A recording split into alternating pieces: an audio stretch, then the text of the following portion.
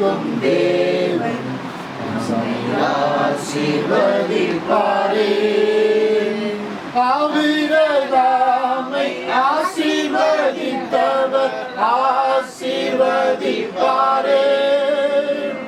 ஈசாக்கை ஆசீர்வதித்த தேவன் ஆசீர்வதிப்பாரே. யாக்கோபை ஆசீர்வதித்த தேவன் ஆசீர்வதிப்பாரே. யாபேசை ஆசீர்வதித்த தேவன் ஆசீர்வதிப்பாரே. ஆசீர்வதிக்கும் தேவன் ஆசீர்வதிப்பாரே.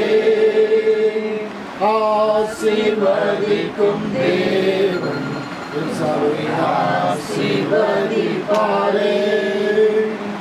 செய்வோம். சில ஆசீர்வாதங்களுக்கு ஊற்றுக்கு எனக்கு பார்த்துறாங்க.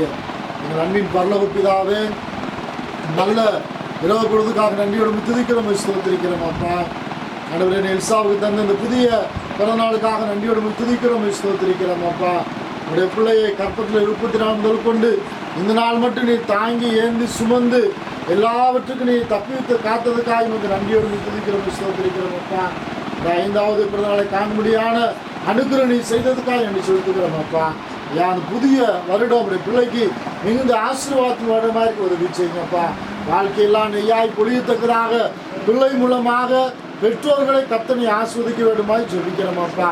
தேவன் தாமே ஆண்டவரே, அருமையான எல்சா ஆண்டவரே, இந்த புதிய ஆண்டிலே நல்ல விசேஷத்தை ஞானத்தை பாதுகாப்பை வளர்ச்சியை மனுஷ தயவ உண்மை போல உடைய பிள்ளைக்கு நீ தர வேண்டுமாய் ஜெபிக்கிறோம் அப்பா.